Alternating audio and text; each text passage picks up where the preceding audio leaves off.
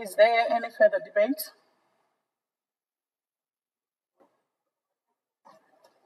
Yes, Madam Speaker. Please proceed, Honorable Hlatywayo. Thank you so much, Madam Speaker. This bill is very important, Madam Speaker.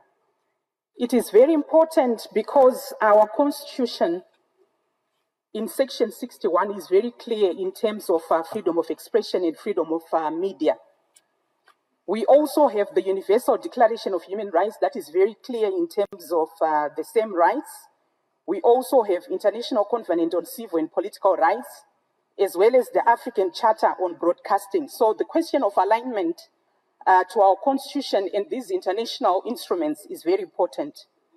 I have a number of issues that I need to raise to the Minister pertaining to this bill, and hopefully, these issues will be able to be addressed.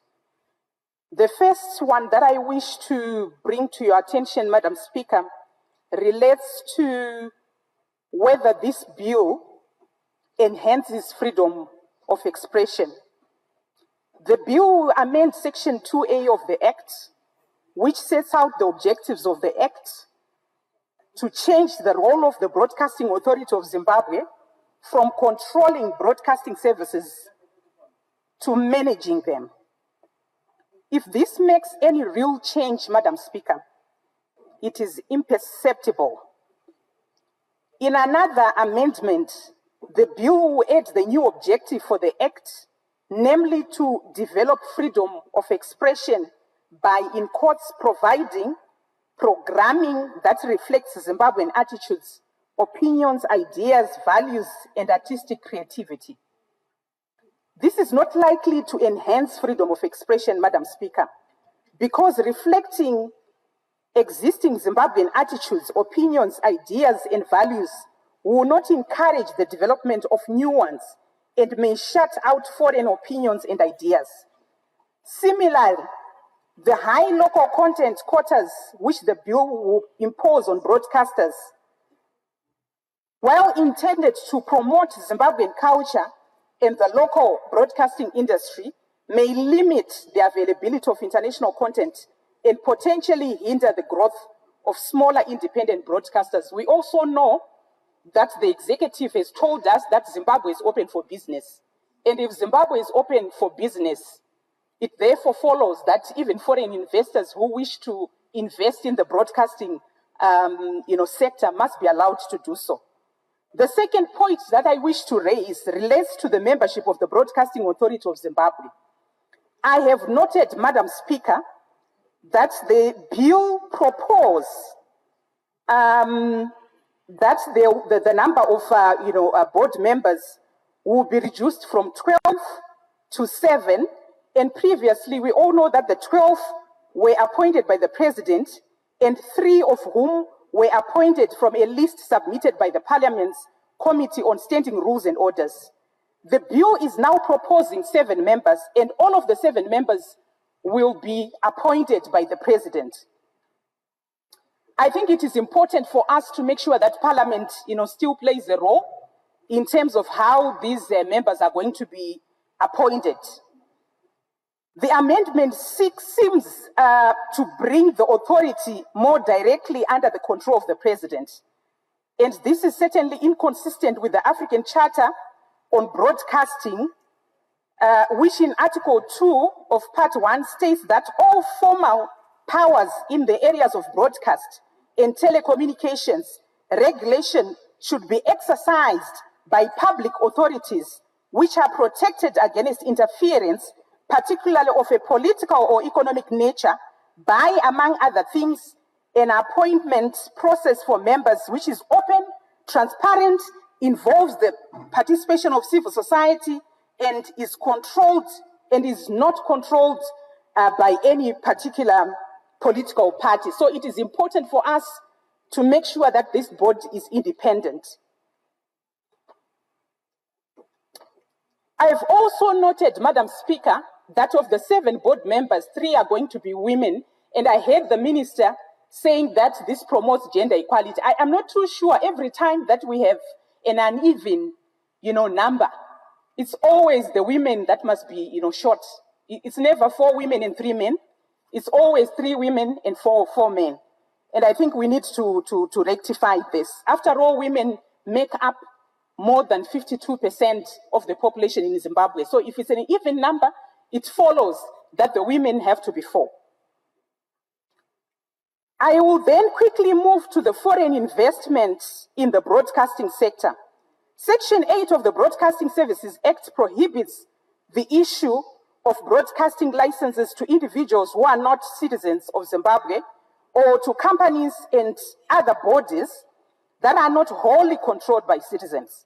The bill will amend this particular section so that foreigners may hold up to 40% of the shares of companies to which licenses are issued, and we acknowledge that is a change from the previous provisions.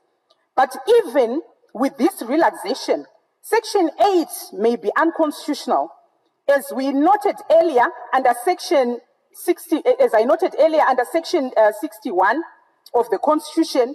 The only restriction that may be imposed on the establishment of broadcasters are those necessary to regulate the airwaves. Cutting foreigners out of broadcasting or even restricting their entry into broadcasting is not regulating the airwaves. I will then move to the local content requirements for broadcasters. The 6th schedule of the Act currently requires television broadcasters to ensure that at least 75% of their programs consist of local or African content and material. Radio and television broadcasters with multiple channels have to ensure that there is at least 30% of local content in each channel. The bill will alter this so that television sports channels will have to broadcast at least 50% local content. But all broadcasters, radio and television, that is, will have to have 75% local and African content. The net result, therefore, will be to increase the local content requirement. Although the bill's memorandum states that services emanating from outside Zimbabwe will be excluded from this requirement, it is by no means clear that they will be. I will then transition to issues around public service obligation of licenses. The bill will oblige licenses running subscription services to transmit up to 3 channels of the public broadcaster, that is the ZBC and ZTV, at least one of which must not be encoded. The Act currently obliges them to transmit one unencoded public broadcaster channel.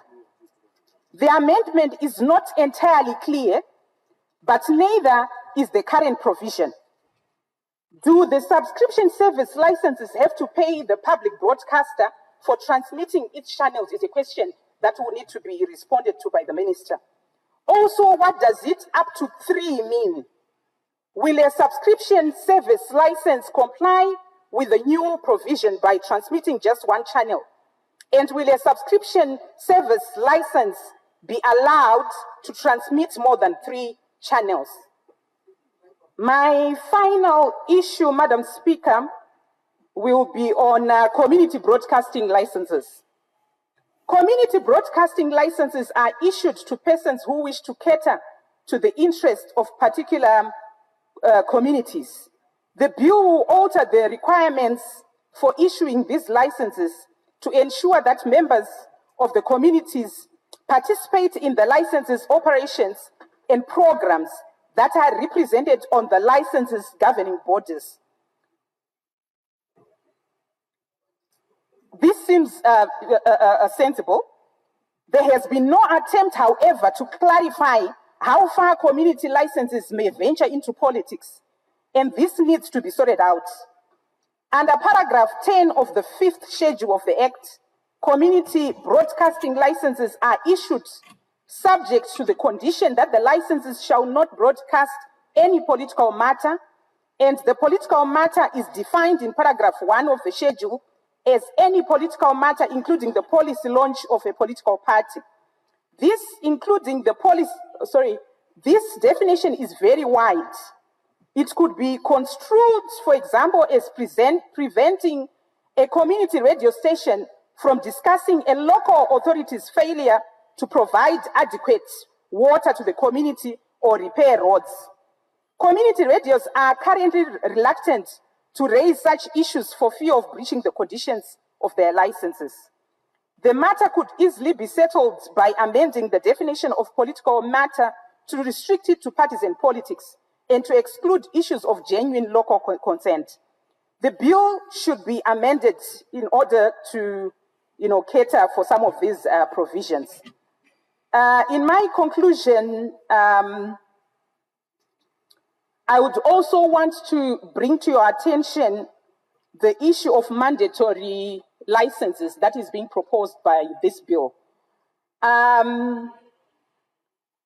It is quite unfortunate because, even those that do not have receivers are going to be forced to pay these licenses. And I don't see how, given the economic situation also that we find ourselves in as a country, why we are proceeding with such, provisions. And I would like to hear, the arguments from the minister in terms of why we are proceeding with such. In the final analysis, what is important is for us to protect media freedoms and the right to expression. And I'm of the view that that should be the central theme in this bill, to make sure that citizens do have, their right to freely express as provided in Section 61 of our Constitution and some of those instruments rather, at an international level that I alluded to when I began my debate. I so submit.